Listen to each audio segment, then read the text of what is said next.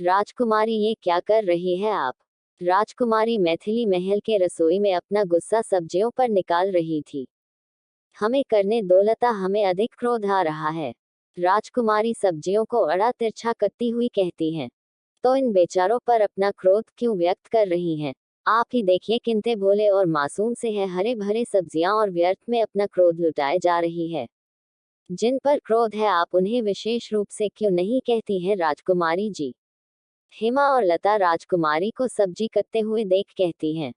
तभी भोजन कक्ष में दाई माँ आती हुई मैथिली से कहती हैं, अरे ये क्या राजकुमारी, आप ये सब कार्य क्यों कर रही है? हेमा लता आप दोनों कुछ कहती क्यों नहीं राजकुमारी जी को? राजकुमारी क्या हमसे कोई भूल हो गई है? आप हमें बताएं राजकुमारी, आपको क्या भोजन खाना है? हम शीघ्र ही आपके कक्ष तक पहुंचा देंगे। दाई माँ, हमें कुछ भी खाने की इच्छा नहीं है। हमें ये कार्य करने दीजिए, न हमारा मन कर रहा है। राजकुमारी मैथिली बुरा सा मुंह बनाते हुए कहती हैं। किंतु राजकुमारी, किसी ने आपको कार्य करते हुए देख लिया तो क्या कहेंगे हम? दाई सा थोड़ी घबराते हुए कहती है, आपको कुछ कहने की आवश्यकता नहीं है, जो भी कहना होगा हम कह देंगे। अब हमें कार्य करने दीजिए। राजकुमारी दायसा से छुरी लेकर फिर से सब्जियां काटने शुरू कर देती है।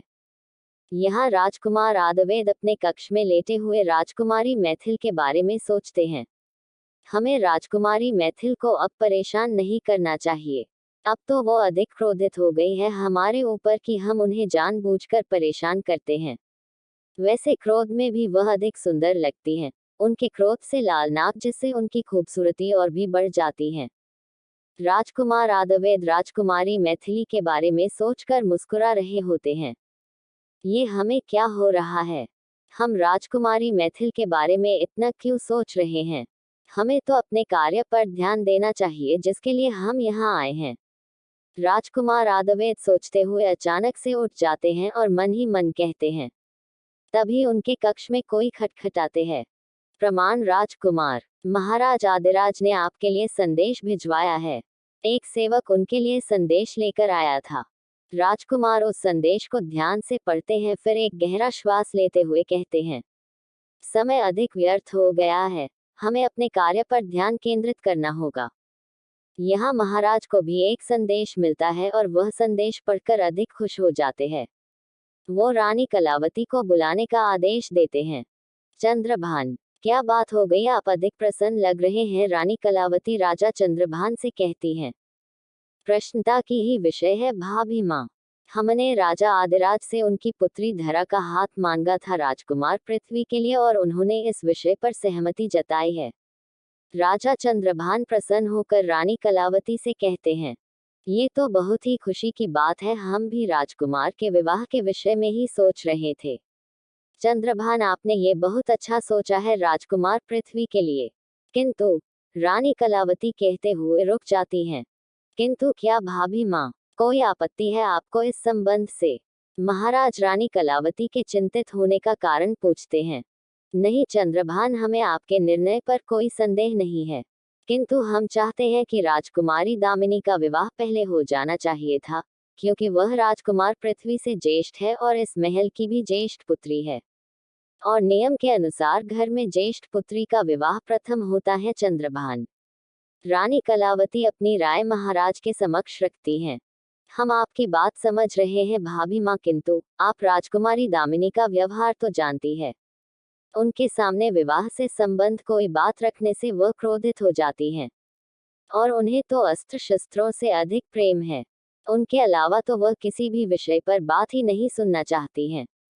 महाराज चंद्रभान दामिनी के विषय में रानी कलावती से कहते हैं, राजकुमारी दामिनी के व्यवहार से हम भी परिचित हैं, किंतु यही संसार का नियम है और इसके विरुद्ध नहीं जा सकते, और न राजकुमारी को अविवाहित रख सकते हैं। आप भूल रहे हैं चंद्रभान, राजकुमारी मैथिली भी है, अंत में उनका क्या होगा? रानी कलावती महाराज चंद्रभान को समझाते हुए कहती हैं, हम इस विषय में राजकुमारी दामिनी से अवश्य बात करेंगे, किंतु कल राजा आदिराज की पुत्री धरा रणथंभौर पधार रही है। हमारे लिए पुत्री समान है और उनके स्वागत में हम कोई कमी नहीं रखना चाहते हैं। राजा चंद्रभान कुछ क्षण सोचते हुए कहते हैं, ये अच्छी बात है, कल तो गणगौर की पूजा है और राजकुमारी धरा के आने से तो और भी हमें प्रसन्नता होगी। हम अभी राजकुमारी मैथिली को सूचित कर देते हैं। वह और राजकुमारी धरा तो हम उम्र की होगी। रानी कलावती प्रसन्नता से कहती है। कुछ देर में सभी लोग भोजन कक्ष में पहुंच जाते हैं और राजकुमारी मैथिली को भोजन कक्ष में देखकर सभी हैरान रह जाते हैं। राजकुमारी मैथिली, आप भोजन कक्ष में क्या रही है और ये क्या हालत बना रखा है आपने? रानी कलावती मैथिल को देखकर कहती है, जिसके बाल उलझ गए थे और चेहरे पर सूखे आटे चिपक गई थी। कपड़े में आटा लगा हुआ था।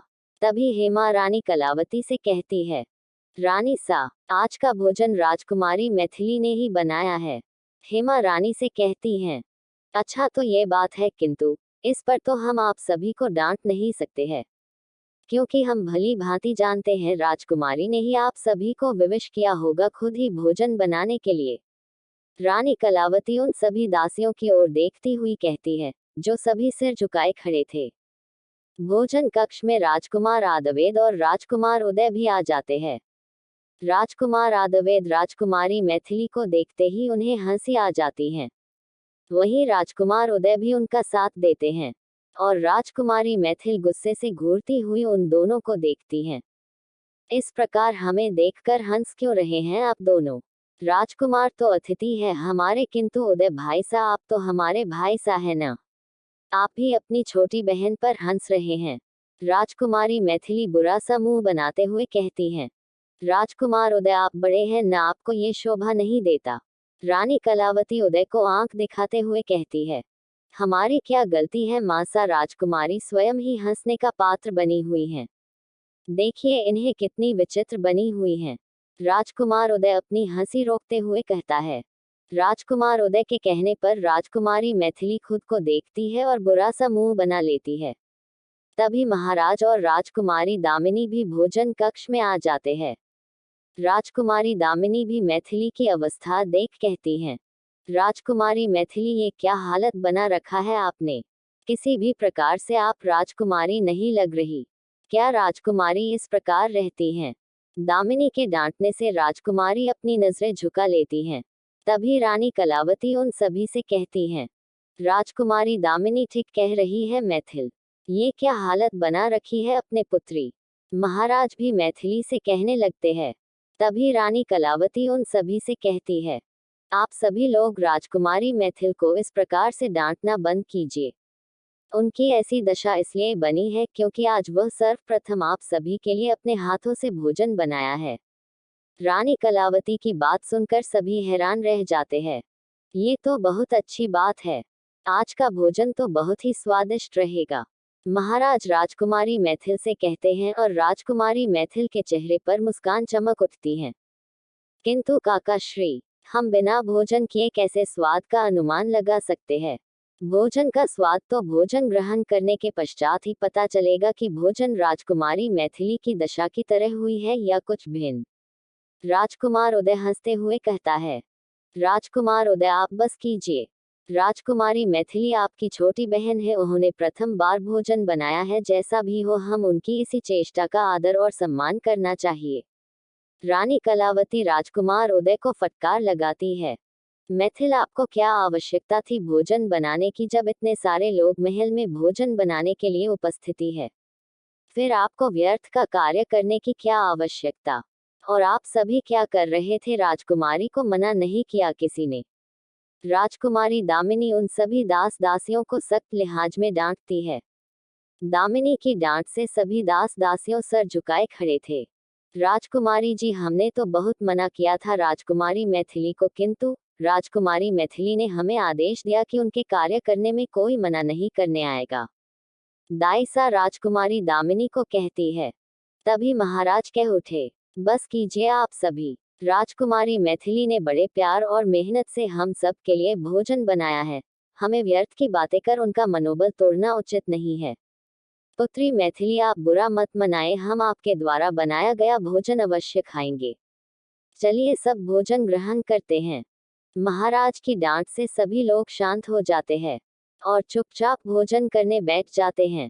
दासियां भोजन परोसती हैं। सभी एक एक निवाला लेकर भोजन ग्रहण करते हैं।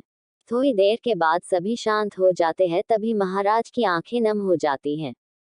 पुत्री, भोजन तो बहुत ही स्वादिष्ट बना है। भोजन के स्वाद से हमें आपकी मासा का स्मरण हो आया। महाराज भावुक होते हुए कहते हैं, सच में पुत्री मैथिली, भोजन बहुत स्वादिष्ट बना है। हमें तो पता ही था आप इतनी भोजन बना लेंगी। रानी कलावती राजकुमारी मैथिल के भोजन की प्रशंसा करते हुए कहती है। राजकुमारी मैथिली का तो खुशी का ठिकाना ही नहीं रहा जब सबने उसकी भोजन की अधिक प्रशंसा करी। उसका मायूस सा चेहरा खिलखिला उठा। तभी राजा उस सभी को एक सूचना देते हैं। हम तो आप सभी को एक आवश्यक बात बताना ही भूल गए। कल राजा आदिराज की पुत्री धरा हमारे रणथंभौर में आने वाली है। राजकुमार आदवेद, आपको तो सूचना मिल ही गई होगी। महाराज राजकुमार आदवेद से कहते हैं, जी महाराज, पिताजी ने हमें संदेश में कहा था। राजकुमारी धरा हमारी पुत्री समान है, हमें उनके स्वागत में कोई कमी नहीं होनी चाहिए और उन्हें महल में किसी भी प्रकार का कष्ट नहीं पहुंचना चाहिए। पिताश्री, आप निश्चित रहिए, हमारे होते हुए राजकुमारी धरा को कोई परेशानी नहीं होगी। राजकुमारी मैथिली चहकते हुए कहती हैं, उचित है पुत्री, अब हम विश्राम करने जाते हैं। महाराज अपने कक्ष में चले जाते हैं, साथ में रानी कलावती और दामिनी भी चली जाती हैं। राजकुमार उदय तो स्वादिष्ट भोजन की तारीफ करते हुए ही अपने कक्ष में चल जाते हैं। राजकुमारी मैथिली, अब आप विश्राम कीजिए, आपने आज अधिक कार्य कर लिया। कल तो आपका व्रत है, इसलिए आप विश्राम करने जाए। हेमा और लता राजकुमारी मैथिल से कहती हैं, हम तो भूल ही गए थे कि कल हमें प्रातःकाल की उठना है। ठीक है, हम अपने कक्ष में जाते हैं। राजकुमारी मैथिली अपने कक्ष की ओर जा रही थी कि उन्हें रास्ते में राजकुमार आदवेद मिल जाते हैं। राजकुमारी जी, कहीं आप हमसे रुष्ट तो नहीं हो गई है? आदवेद ने कहा। रुष्ट? हम क्यों भला आपसे रुष्ट होंगे? राजकुमारी ऐठती हुई कहती हैं, वैसे आपने भोजन बहुत ही अच्छा बनाया था। हमें तो पता ही नहीं था कि आप इतना अच्छा भोजन भी बना लेती हैं। हम तो व्यर्थ ही आप पर हंस रहे थे। सच मन प्रसन्न हो गया। राजकुमार अदेवद अपने दिल पर हाथ रख कहते हैं, आप अपने हरकतों से बाज नहीं आएंगे राजकुमार। दुष्ट दानव। कहते हुए राजकुमारी मैथिल गुस्से से घूरती हुई देखती हैं। वैसे इस समय हमारा मन तो ठंडी प्रकृति हवाओं का आनंद लेने को कह रहा है। राजकुमार आदवेद चिढ़ाते हुए राजकुमारी मैथिल से कहते हैं। राजकुमारी मैथिली अधिक गुस्से से होती हुई कहती है, आप अपनी हरकतों से बाज नहीं आएंगे न राजकुमार। दुष्ट दानव। राजकुमारी मुंह हैठती हुई वहां से दौड़ी चली जाती हैं और राजकुमार दिल पर हाथ रखे उसे देखता ही रह जाता है। क्या मोड़ लेकर आएगी कहानी, जानने के लिए चैनल से कनेक्ट रहें।